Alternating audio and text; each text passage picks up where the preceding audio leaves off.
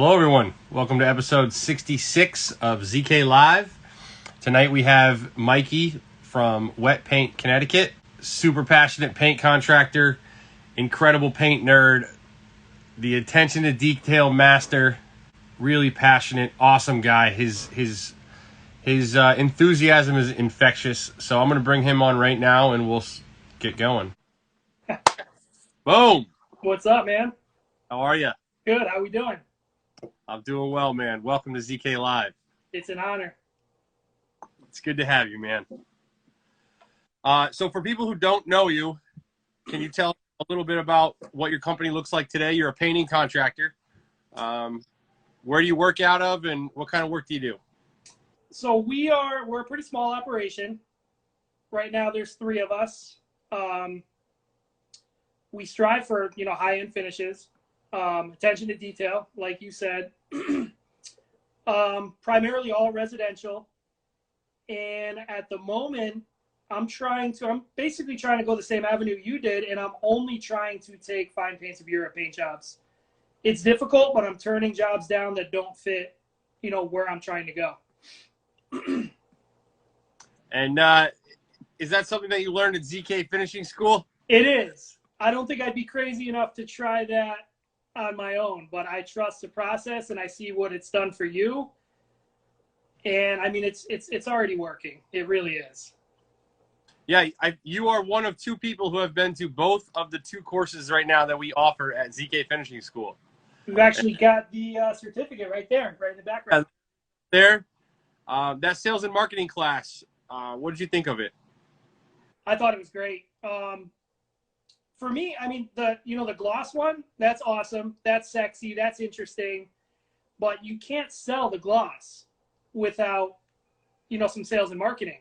So for me, the biggest bang for the buck was, the sales and marketing. I learned a lot. I implicated it right away, and I've seen results. I mean, my Instagram, I've had many people message me and say, what did you do? Who did you hire? Because it just looks, it looks that good. And it was pretty simple.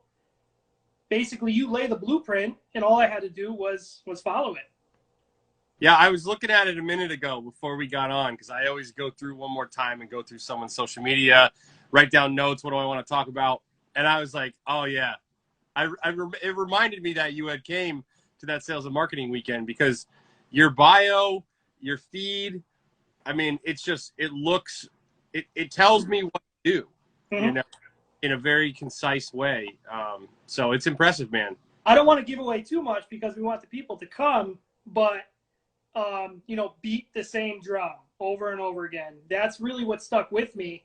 Anytime I'm posting something, I think, is this what I want to come across as what we do? And if it doesn't kind of have those key bullet points, then no, I'm not going to post it. Or I'm even going to the point of, no, I'm not going to take this job. Yes. I love it, man. It's so cool to see. Like, we started this school teaching classes. Like, I wanted to add value to people. And the more I watch and get to see people and hear the responses of the success that they've had, I'm not alone. Like, what I did is not rocket science. And the success I've had, I'm glad that we can share it with other people. And watching you and what you're doing, man, everyone's impressed who's watching. Thank you. You have a lot of fans out there. How did you get onto Instagram in the start? How did that begin? So it's funny. A long time ago, like another life ago, I managed nightclubs. So a lot of my online promoting kind of came from, the way I used to promote nightclubs. So I had a little bit of, savvy in kind of marketing techniques. But I was kind of directing most of my energy to Facebook. I didn't really think Instagram had a whole lot to offer. And then I stumbled across the Idaho Painter, and I realized, oh my God, like there's a whole community of painters. And then I came across you, and it was basically you and Shoreline Painting are who I looked at, and I said, that's exactly what I want to do and where I want to go. And then I looked at Shoreline. I said, there's no way I can handle 85 guys. So that's out of the question. There's very few people that could do what Chris does. And I looked at you, and you were even a lot smaller back then than you are now. But I've always had, a vision of where I wanted to go. And it's not super big volume. It's insane quality. And that's always kind of been my mission. That's cool, man. So there's the Instagram, and I'm always interested in how people got to Instagram, especially people like you and I that are finding so much success there. How did you get into painting? It's kind of in my. If anybody, one second. If anybody can't hear Mikey, someone let us know if his audio. You might need to talk a little bit closer or a little louder. It's a little quiet for me. Okay. Buds in, so it could just be me. All right. So how did I get into painting? Yeah. As cliche as it sounds, it's kind of in my blood. My father was a union painter. That's something I've never done. My grandfather was a painter. My grandfather actually was a paint manufacturer as well. He worked at an old paint factory, Dexter Paint in Rocky Hill, Connecticut. So I started young.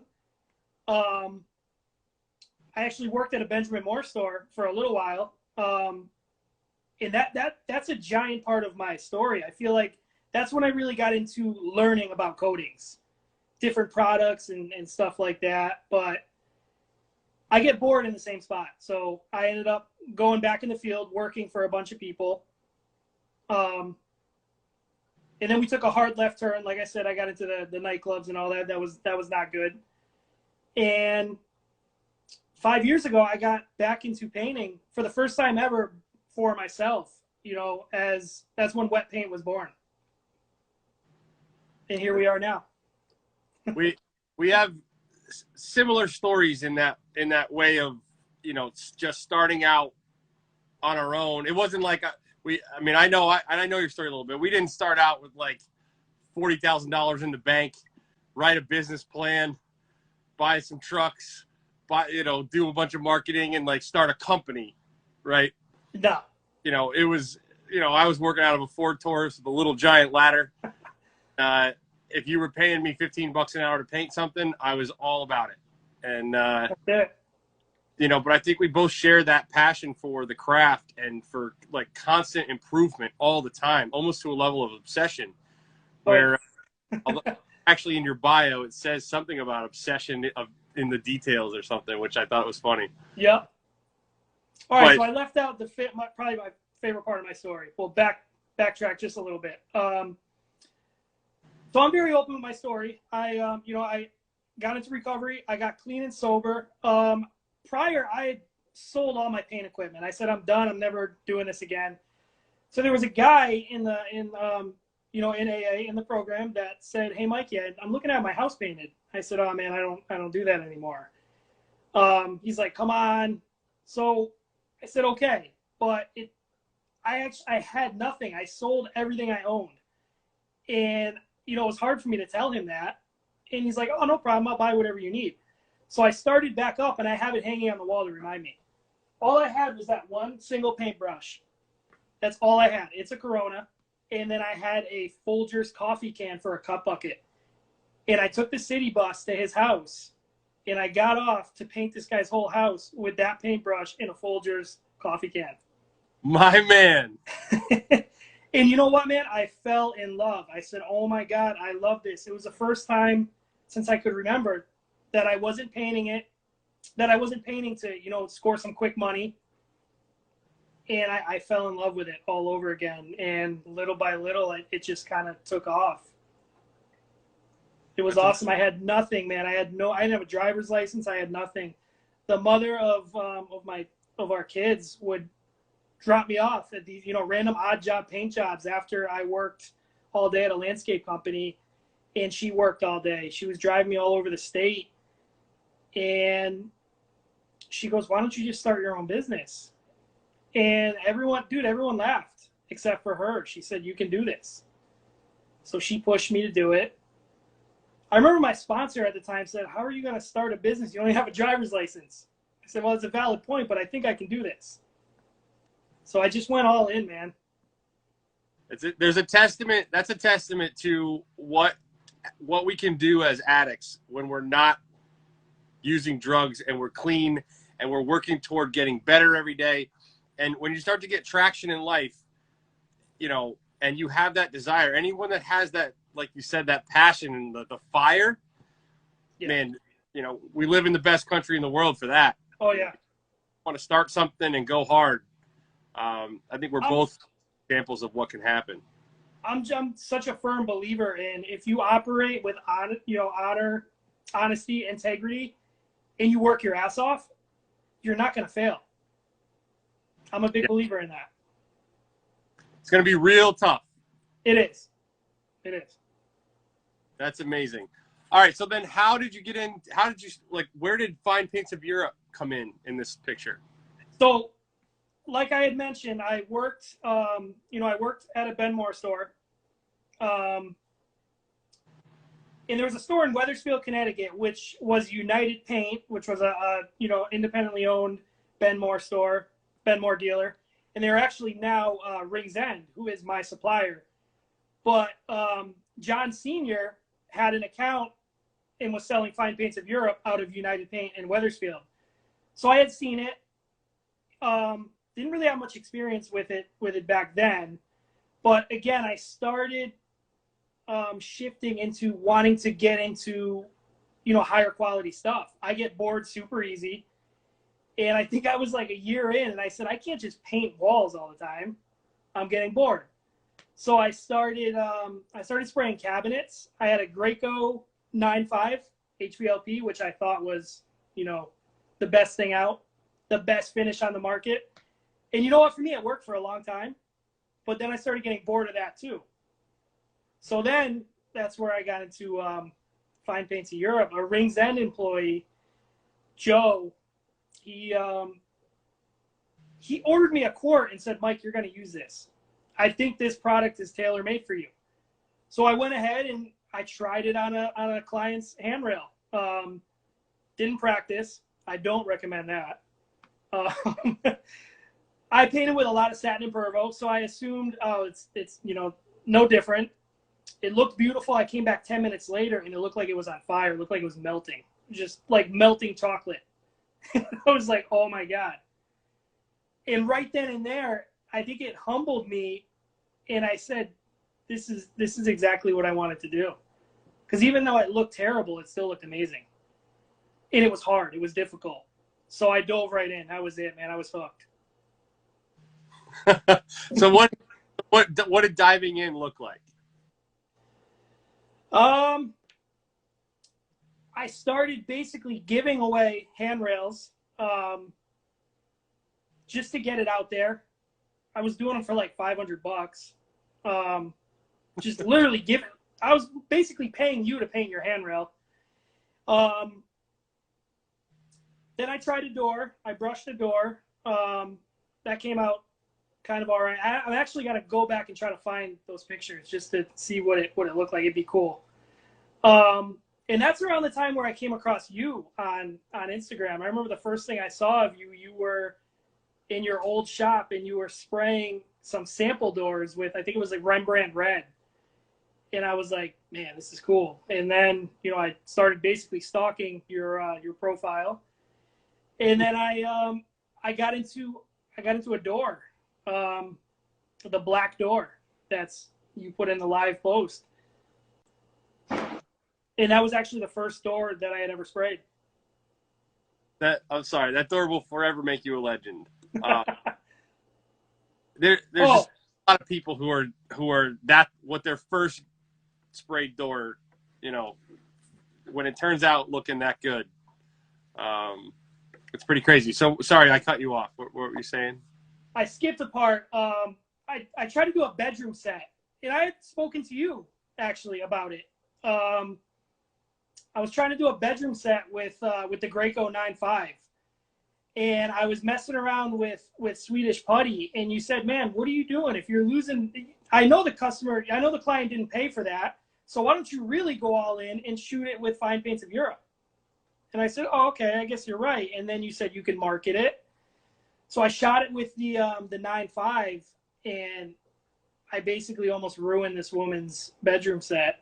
Runs like you've never seen, curtains, terrible. So I ended up sanding it down to nothing, and I had to deliver her furniture back. I had it hostage for like months because I couldn't get it right. So I ended up having to shoot it in satin and Pervo just to get it out the door. But again, I was rehooked because it was so difficult, and it tested me like nothing had ever done before. So then I realized that I don't think I can properly push this paint through this Graco 9.5. So I went out and bought a Kremlin. Mind you, I was shooting in my basement. So I went out and bought a Kremlin. Yeah, I just went out and bought a Kremlin. I did some research, went out and bought the Kremlin, and then I had the opportunity to do that door, and I literally just dove right in. I charged $1,000 for that door, and I think I spent $3,500. It was insane. I literally almost lost my mind. I smashed the phone. I broke a light. It literally almost broke me. I remember coming upstairs one night saying, that's it, I'm done. I'm selling that effing sprayer, and I'm going back to painting with Benjamin Moore. I can't do this anymore. But I tried one more time, and I ended up nailing it, man. And that's it. There's something about Holland Lac Brilliant that it will make you feel crazy some days. Oh, yeah. Beginning. Boy, you think you have everything right where you need it, and then something goes wrong, and you're just like, I don't think I can sand this door again. So can you tell me about by the time that door is done, can you walk me through the entire process of what is on that door? Yeah, so it was a fiberglass door. So it was in pretty decent shape. It probably had like 3 or 4, rough paint jobs on by brush. So there was brush strokes on it. But then it also had machined in faux brush strokes, like deep. So, I mean, thinking right now, there's a million other approaches that I would have done. But my approach was, I'm going to sand this down to nothing. I literally sanded out machined in brush strokes. Like, why didn't I just fill? There's a million things I would have done now, and any one of those would have been better and quicker and smarter than my initial approach. So we sanded it down to nothing. It was in summer. I had like a tank top on, no respirator, no nothing. I get upstairs, and I felt like I rolled around in insulation because all of the little fiberglass fibers were literally like all over me. They were like in my throat. It was a nightmare. So we got it pretty smooth. I think I was filling with like, what was I using? Wasn't Bondo, but it was like some kind of like air dry putty. It was 3M. It was a 3M air dry. Sanded it and started filling right away. Yeah, yep. And then I put key primer on because it was fiberglass. So we did Fine Paints of Europe key primer. And I sanded that, and I thought I maybe burnt through a little bit. So I went ahead and put another coat on there. And then I did it again. So it had 3 coats of key primer on there. And I want to say 2 coats of primer, or 2 or 3 coats of primer. I think it was 2. And that's around the time where I really started, losing my mind. 2 coats of oil primer. Yeah, yep, Fine Paints oil primer. And again, now a door that I do or you do, that thing probably would have had 4 or 5 coats of primer on it.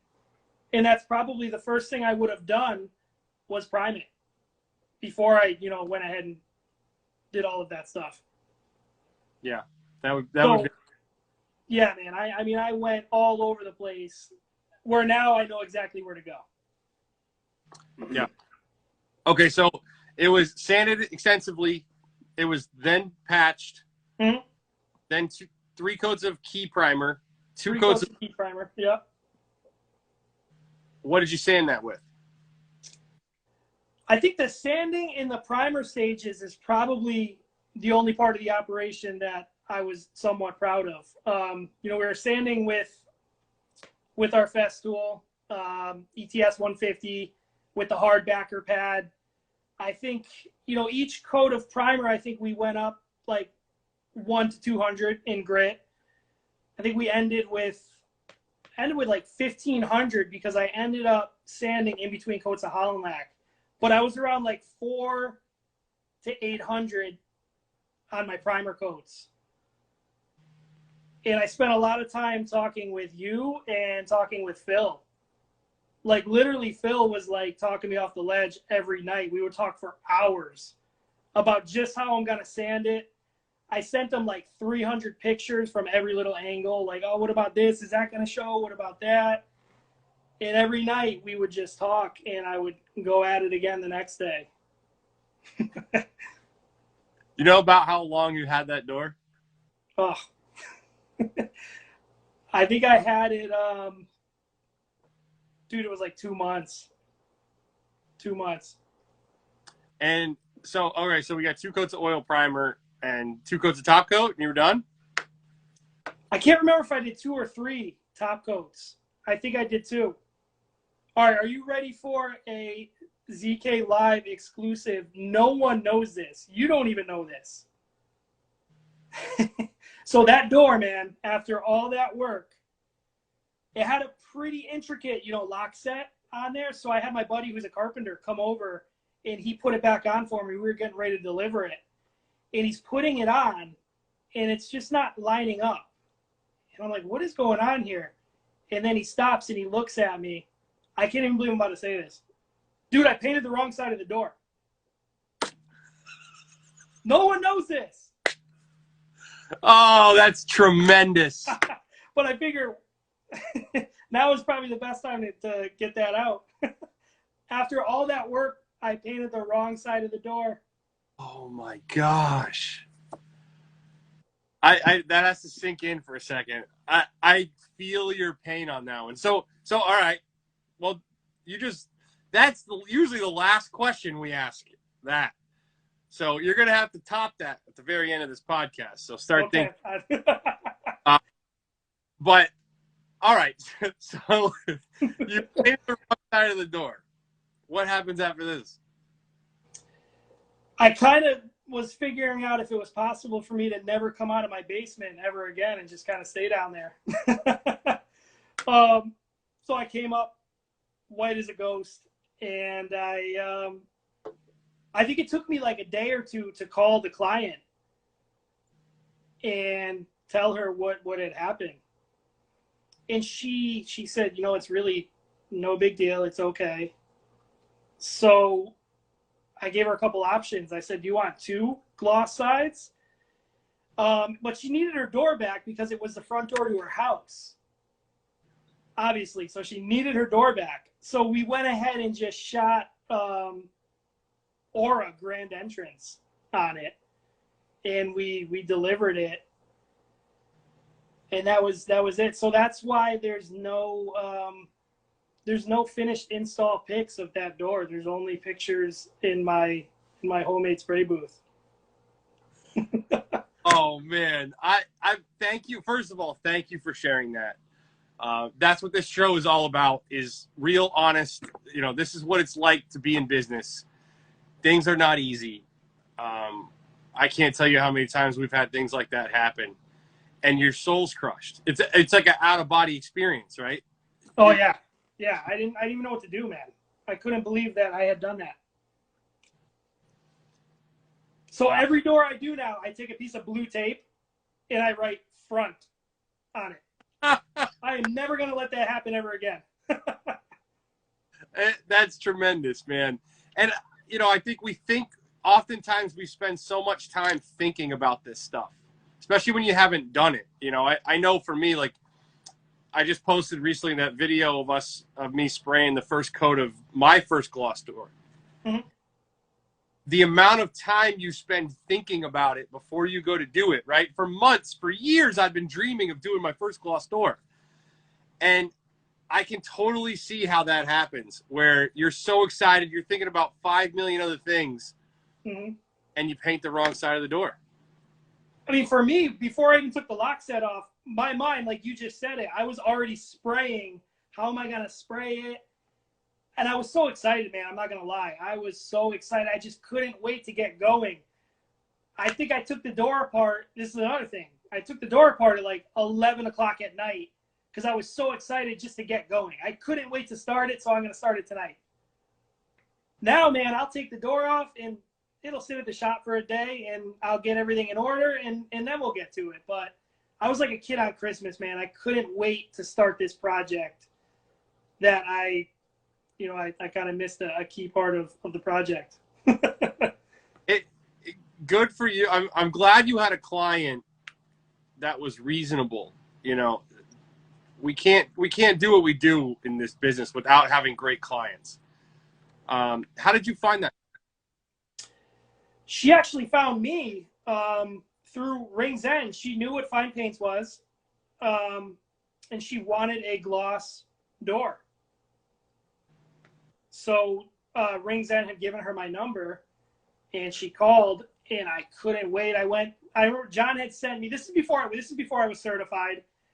John from Fine Paints had sent me, a little drawdown pack with a little bag.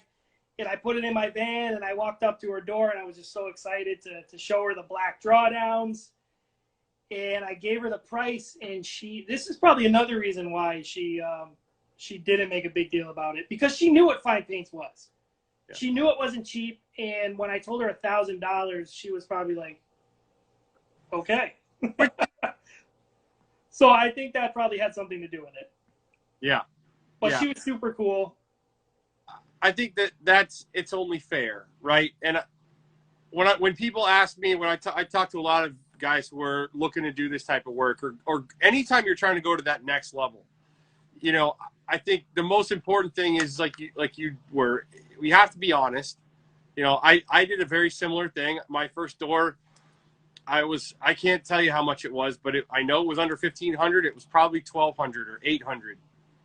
And I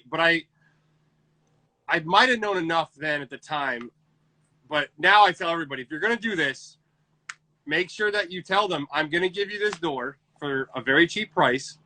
I need two things in return. I need a flexible timeline, and I need the ability to market the door afterwards, right? And so I'm glad that you were able to get that flexible timeline, because otherwise it's not fair, right? Yeah. Oh, yeah, absolutely. So now they have the inside of their door looks way better than the outside of their door. Yeah, the outside or a grand entrance is not a bad product, but I mean, yeah, it's no comparison, really. Oh man, that's pretty awesome. All right, so what happened after that door? What came next? So that was that was in May 2019, and I stuck with it, man. I kept doing handrails, and then we'll fast forward to September, and I remember one morning I was on a pretty decent job, and I was on the phone with my paint rep. I'm very, very close with my paint reps. Rings End is like a giant part of my operation. They're like family to me. So I call and talk to them all the time, and they know me very well. They know my backstory, and I'm on the phone with them. I said, I'm getting bored, man. I'm not super happy right now. I feel like I'm kind of stuck. I'm just kind of going through the motions. This is just not really where I want to be. I want to try to get up to Vermont. I want to get certified, and it was already September. So I didn't think it was probably not going to happen. So Rings End has a good relationship with Fine Paints. Shoreline Painting, that's his supplier. So they made some phone calls. 3 days later, I got a call from my rep saying, John from Fine Paints is coming down. He wants to have lunch with us. And dude, I couldn't believe it. I was like blown away. I had met John a year prior. My rep brought him out to see me, and dude, it was the worst job ever. We were like scraping down a deck. It was like a nightmare, just an absolute, like a Craigslist paint job. And he brings John pulls up in his Audi, and he, he's trying to keep a straight face, but he's probably like, what are you bringing me to? Like, what are we doing here? But he kind of talked to me, and I think he saw I was passionate, and I was, I wanted to learn more.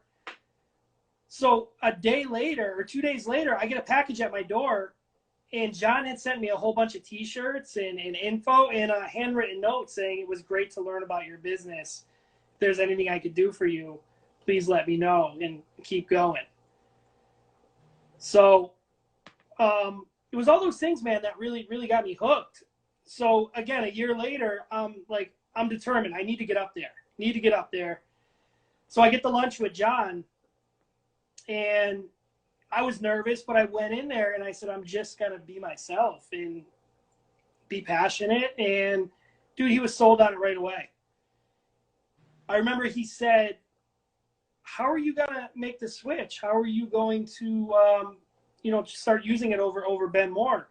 And I thought for a minute, and I'm not going to lie, I said, what will this guy want to hear? This guy's like a killer. He's a salesman.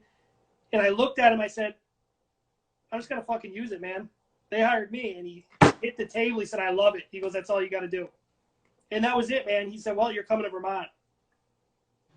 And that it's funny. It's like you knew him or you'd met him, because now we know how often that's what they say. And it's so true. Like, just when you just use the paint, magically it leads to more people who want the paint, because it is, it's a far superior product to what the other things that are out there. So you hit the jackpot with that statement. I think that right then it was over, man. He was like, this kid's got it. Okay. So what was it like going to cert? Where were you at in your business, and then what was it like going to certification? We were doing pretty well. The business was doing pretty well. I think I had three guys, and we were doing, at the time, I thought we were doing higher end stuff. We were still respectable. We were, trying to deliver very high quality. We had already had, Festool Incorporated. We were spraying a lot of our trim packs. We were running Ben Moore Advance and Aura, Regal matte, Aura matte on walls. So we were a quality operation. So I find out that I'm going to go up to Vermont, and I figure, well, I'm going to make a hell of a first impression. So I had a paint job that was spec'd out for Ben Moore. It was a whole house. And I upgraded on my own dime to a full fine paints order. And I remember I posted the picture on Instagram, and John texted me saying, dude, that's awesome. So it was cool, but it wasn't even that it was that much more. It was maybe $1,000 more that I hadn't budgeted, but I was okay with eating that cost. But what I didn't foresee was the job was an absolute nightmare, man. We were supposed to be done in 2 weeks. It took 4. We were converting all trim in the windows. The homeowner went ahead and silicone caulked all the windows. Now, anyone on here probably knows that paint and silicone don't mix. So we had to scrape out the caulk by hand. And I lost my shirt on that job, man. And that was my first full fine paints job. Now, you would think anyone with half a brain with all of these stories I'm telling you of me getting my ass kicked over and over would probably say maybe this isn't for me. But I knew that the problems were me and not the paint. I knew I just had to keep going, man. And we have such a similar story, and that I had a very similar first experience when I think it was right after I got certified, I think it was right after. Yeah, it was. I came right home from certification, and I took the full house interior repaint that we were doing, and I was like, we're using all fine paints of Europe. Yep. I think, but I didn't, I hadn't done what I teach now with doing all the samples and the practicing, and we resprayed these doors with Eco Satin like 4 times, and I think it was like over $8,000 I ate on the upgrade. Mm-hmm. And, and the client, like, luckily that client had another home that we ended up getting the whole interior, a huge job, because he saw the paint and he was like, I've never seen anything like this. Can you come paint this other place now? But, I think in order to get to the next level, you have to take it on the chin. Yeah. If anyone knows another way, please let me know. But my experience has definitely always been, you have to make some sacrifices. That's it, man. And I think they're valuable lessons. If you learn from, these mistakes and you try to not repeat them, then, it's a valuable lesson, and it's, experience is a hell of a teacher. So every time I would kind of make a mistake like this, I would go home and, lick my wounds and say, okay, how can I be a little bit better? What can I do differently this time? It's crazy. All right. So you go up to CERT. What's that like? That was incredible, man. I was like just buzzing the whole way up there, just driving up there. I couldn't believe it. I think I called like 30 people. I was all emotional. I was calling my reps, thanking them. I couldn't wait. So I got up there early, and I went to the Fine Paints headquarters, and I pull up and I see the ZK painting truck, and I'm like, oh man, he's here. And I walk in, and it's crazy, man, but I was starstruck. Like, I felt like a kid, like walking in, like seeing like Michael Jordan or sports players. I was starstruck. I think you were talking to Jessica Allred, and I kind of stood there, and you saw me. You're like, hey man, and I was like, hey. I felt like I was way out of my league, man. And then all of a sudden I'm wondering, do I belong with these guys? These guys are incredible. But I think that's probably the biggest testament to Fine Paints and their painters they're better people than they are painters, man. Everybody just wants to help and elevate you and genuinely care. I feel like that was the first time I met you, but I felt like, we had known each other for years. We had talked for a few years, but right away it kind of eased the butterflies, and I got kind of comfortable. And then they had a dinner that night, that Friday night, that, not everybody was invited to. And I saw John Shayer in the lobby, and I went up and said hi to him. And I said, hey, do you know where the I forget what it was, the ballroom or whatever? And he messed with me. He played a little prank on me. He goes, why? Nothing's going on there tonight, is it? And I'm like, oh my God, does John Shayer not know about this super exclusive dinner that I'm going to? And he did it on purpose, man, to like make me feel uncomfortable. And then he patted me on the back. He goes, it's right in there. And he started laughing. But I'm like, oh man, did I mess up? Because John told me please don't openly talk about this. And then I started talking with Karen from NYC Fine Finishes. And he had liked me, but he wanted to make sure I belonged, and he kind of put me through the ringer. He was grilling me at dinner. I think I had like one bite of dinner because he was just grilling me. Yeah, I think the interesting thing about what you just said to me is I had a very similar feeling when I went the first time. I went to that. I was so excited, and I had like $500 to my name after buying the hotel rooms, and I'm up there, and I'm like, I'm gonna get there early. I'm gonna get the meet and greet, and the first person I met was Dan Ross, and I'm like, this guy's like painting for all the billionaires in San Francisco, and he has this super successful company, and I just sat there and I listened to him like in awe for hours. And again, I had this like overwhelming sense of like, I don't belong here. I'm not good enough to be here with all these amazing contractors.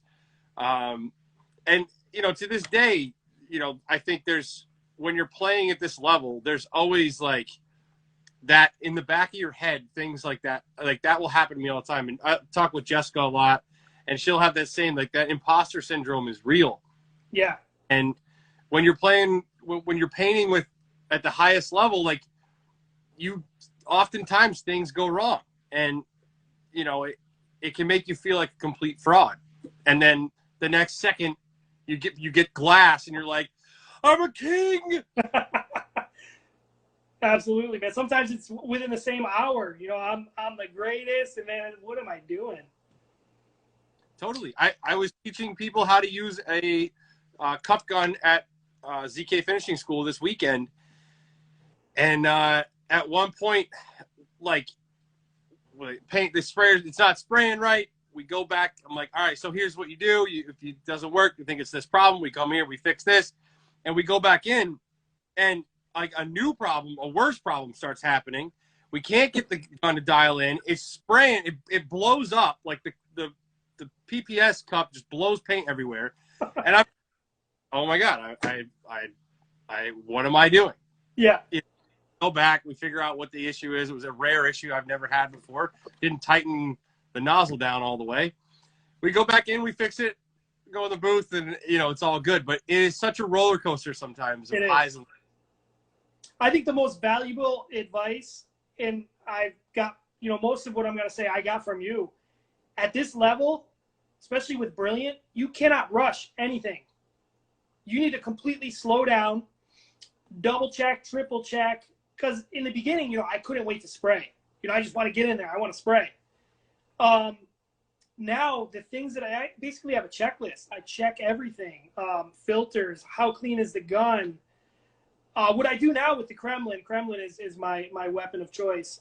I run, a brand new filter anytime I spray Brilliant. And if it's a higher end project, I'm running a brand new tip. Just every little thing that I can do to make sure that, I'm crossing my T's, dotting my I's, every little thing that I can do, precautionary measures. Where before I just couldn't wait to get in the booth and just, just start blasting. And just absolutely terrible things would happen because I would rush. Yeah. And I think when we paint with domestic paint, which has a very wide margin for error, you can get away with a lot of bad habits. And that's one of them. I know for me was always the rush that you got from spraying out and like, let's see if it looks good now. Yeah. Right? Finish spraying and then you're going to go look to see how it looks. Mm-hmm. You do that with Holland Lac and you could be in for some serious sanding and days of fixing. That bedroom set I told you about, I had such deep runs that I think it was like 10 days later, they were still a little wet. I mean, now I would, knock it down with a roller or a brush so that wouldn't happen. But I always had that stigma and belief that if you see a run, oh my God, you got to leave it. Don't touch it. No, correct it. Anything's better than leaving that giant curtain. Anything's better. Some brush. Anything's better. It's messed up anyway. How much worse can it be? Yeah. And sometimes the Holland Lac lays out so beautifully, it'll correct itself if you catch it quick enough with a brush and you won't even see it the next day. Yeah. All right. So you get certified. What is it? What you came back from certification? What changed, if anything? So in the beginning, right away, we were in the middle of that job still that I had previously mentioned.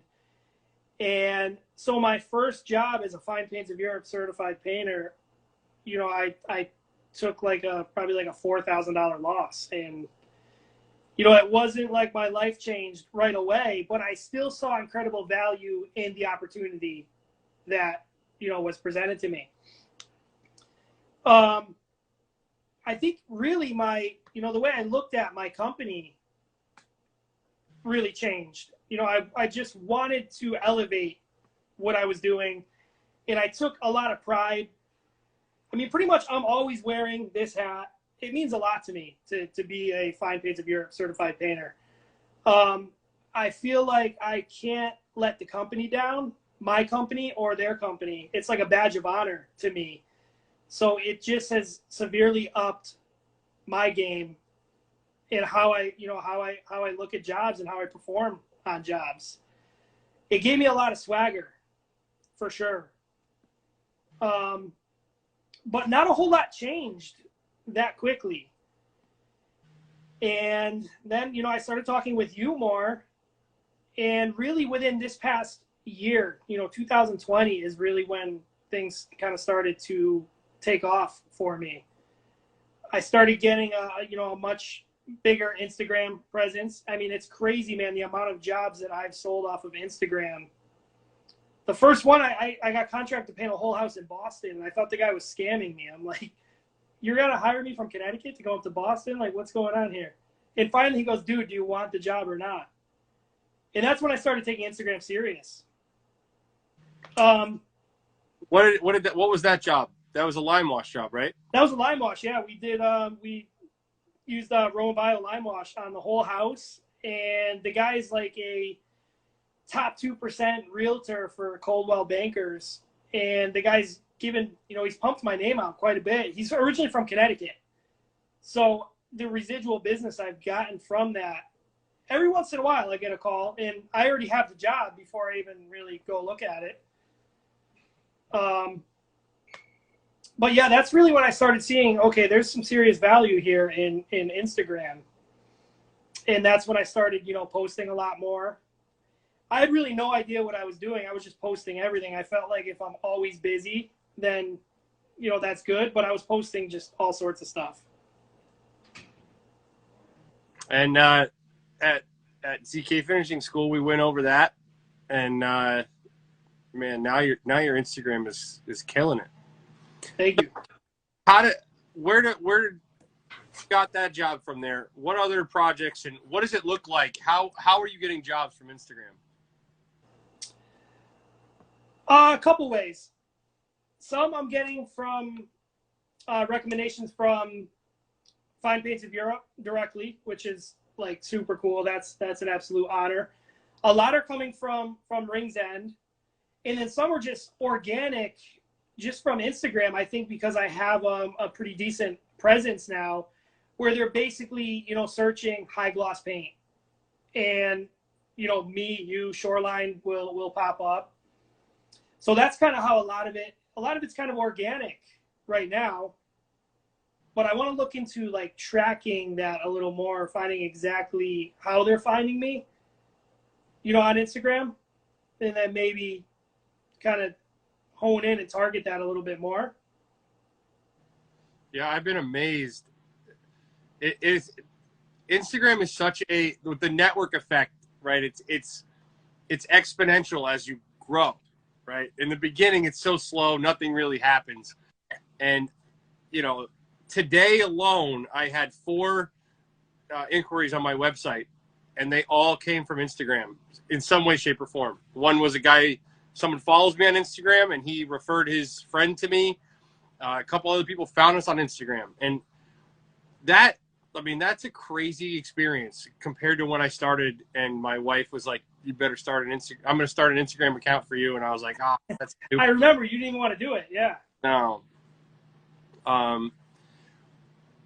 I think the coolest thing was, and it's honestly, man, it's really been within the past like 6 months, 8 months. People are calling me to do Fine Paints of Europe projects. Before it was me trying to sell, and everyone loves the shiny door, but then they see the price tag and they're like, no. But now I'm getting, I'm getting calls from New York. It's crazy, and they know exactly what it is. I mean, I'm maybe winning like half of them, but it's just really, really cool that these calls are coming in every week now. Because before it was like, how am I going to do more of this? How am I going to sell more of it? But I think it happened through kind of putting the work in and, building an online presence. Now people see that this is what I do. So it's kind of coming natural now. I'm not looking for it. And it's a hell of a lot easier to sell, a $4,000, $5,000, $6,000 front door when they know what they're looking for and they're the one that contacted you. Totally. It gets a lot easier. Yeah.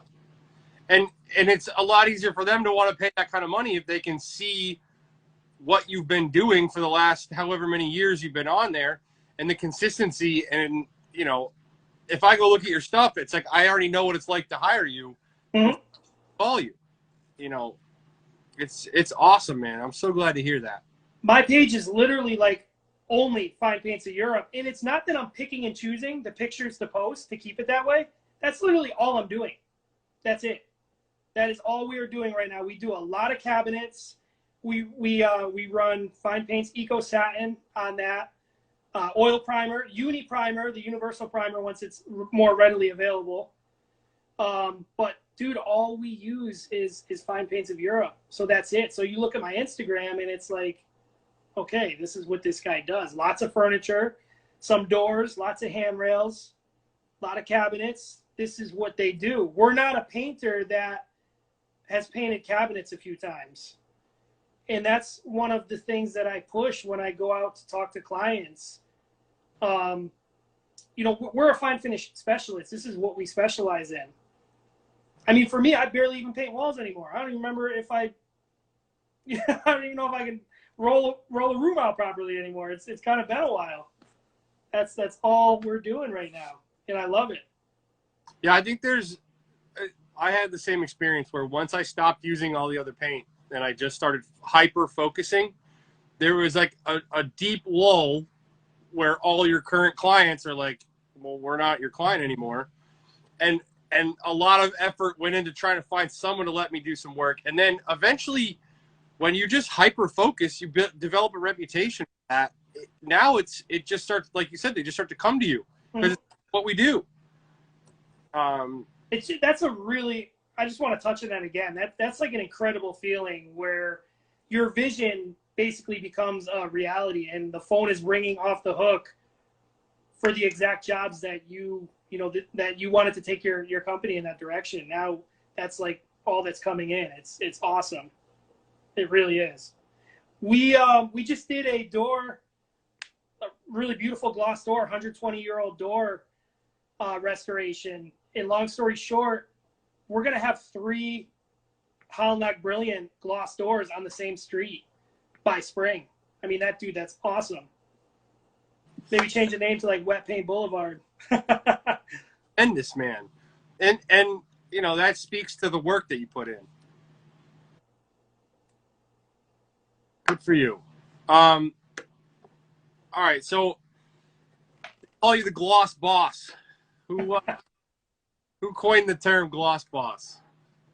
So actually, my supplier, Rings End, the woman that runs their Instagram, she's kind of similar style to Kim from Fine Paints. You know, they're witty, they have good captions.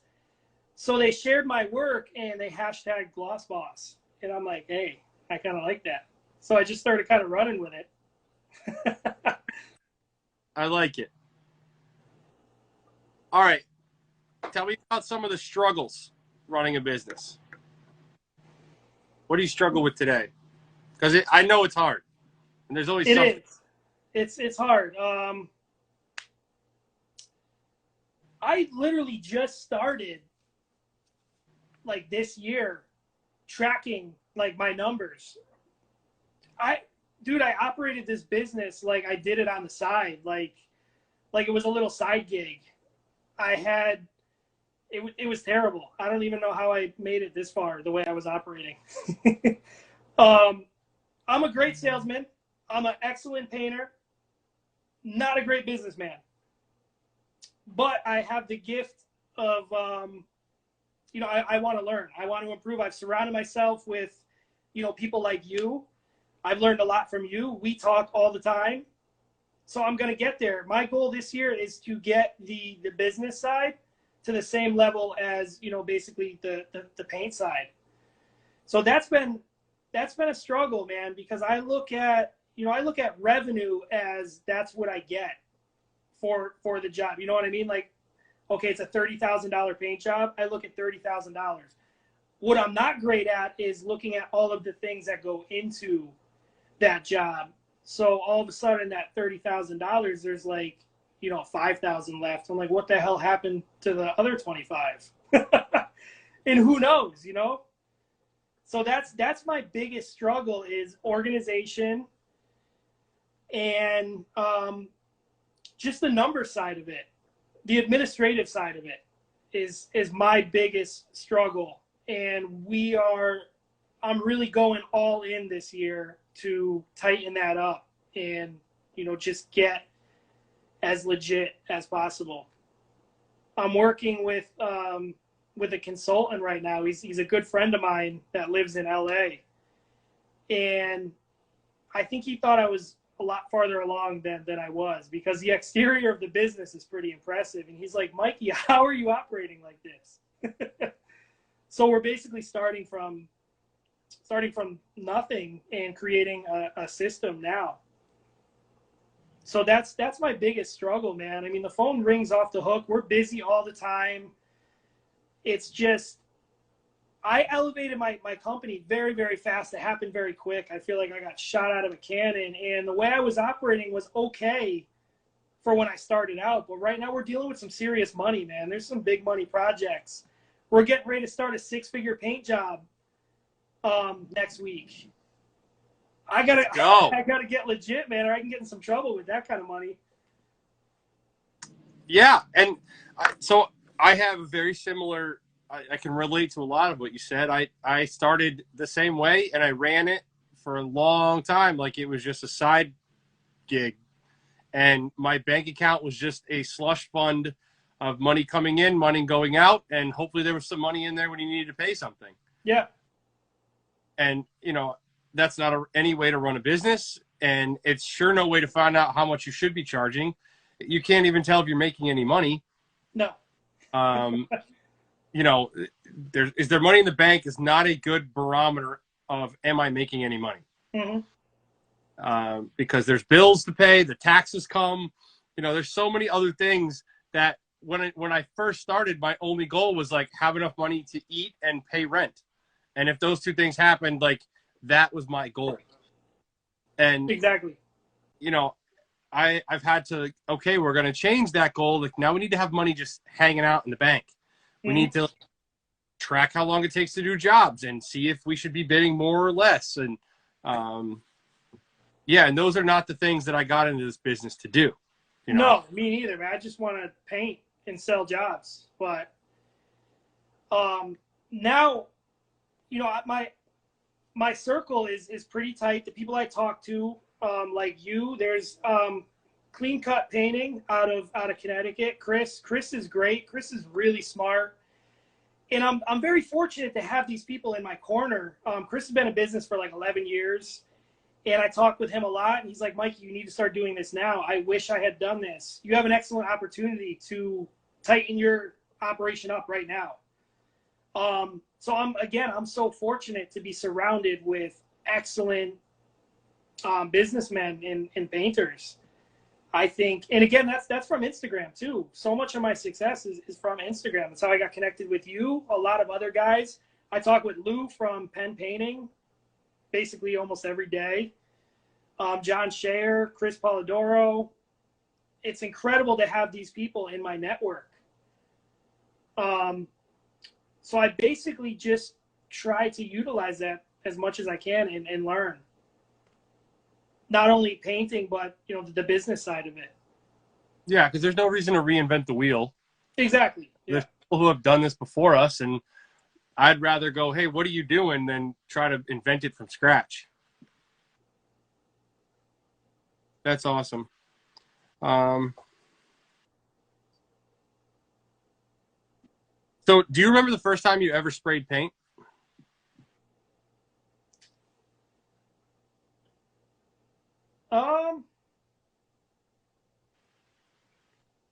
I think I do. We were doing an exterior, and again, my life was much different back then. I wasn't doing so hot. We were doing an exterior, and my buddy that was working with me was like, dude, we should use a sprayer. We'll get done in like half the time. So I went and tracked down a sprayer from, a painter that my dad had been friends with. So we couldn't even figure out how to get it operating at first. It was like an old Graco, airless. So long story short, we made a mess. We got paint like everywhere. Luckily I can't even call them a client. The person that hired us, they weren't expecting much. So they were okay with it. But I remember, pulling the trigger and spraying, I got that little rush. And I'm like, wow, I really fell in love with it right away, even, back then. But spraying in the beginning, when I started my company, spraying actually intimidated me because I knew the amount of prep work needed to go into it. You can really mess someone's house up, inside or outside, with a paint sprayer. So it kind of intimidated me and I started small. I was very intimidated by spraying because the companies that I grew up in, like the company that I was with in Philly, that was, we did pretty good work. There's one guy in the company who was allowed to touch the sprayer. So, I didn't get to learn from that guy, obviously. And it was just this like sacred tool that only one person could touch. And oh my gosh. And, it made it seem so much more, scary than it really is. Once today we had 2 apprentices spraying, primer on doors in the booth. No one's watching. They're in there themselves. Dan went home, and these guys. One of these guys is like 2 months into being a painter, and he's got a SATA, and he's spraying primer on a gloss door. And that idea that spraying needs to be this big scary thing. I hope to debunk that a little bit. Yeah. Because I definitely made it way bigger of a deal than it really is. Absolutely. I think it's easier though in a company like yours and even mine, with somebody that is well versed in spraying and knows the precautions and are able to put the prep in, to just kind of throw somebody right into the mix and hop on the gun. The margin for error, I mean, maybe you'll mess up the surface that you're painting, but you're probably not going to severely damage somebody's house. So that's another thing I'm trying to do right now. Is I was that one guy, or I still kind of am that one guy in my company that sprays, and a lot of it is ego driven. I like to come in, zip the spray suit on, my guys crush the prep work, everything's masked off. I prime up the golden gun and I just shoot it. But now I'm starting to teach my guys how to spray, and it's really cool watching them learning. They're excited. And that's how my business is going to grow. I'm not going to go anywhere with it just me, doing the spray work. I love what I do, and it's going to be a very long time before I get completely out of the field. But I need to incorporate my guys. You say it all the time. I don't want to be the best painter in my company, and Yep. that's a real business right there. Yeah, and well, boy, am I jealous sometimes when I see those guys in there spraying. It's fun at school. I get to teach, each once a month I get to, for 4 hours, or for a full day, I get to teach spray and talk about spray and show people. And it scratches the itch, enough. And maybe I'd love to selfishly do it, but I also would rather empower a larger number of people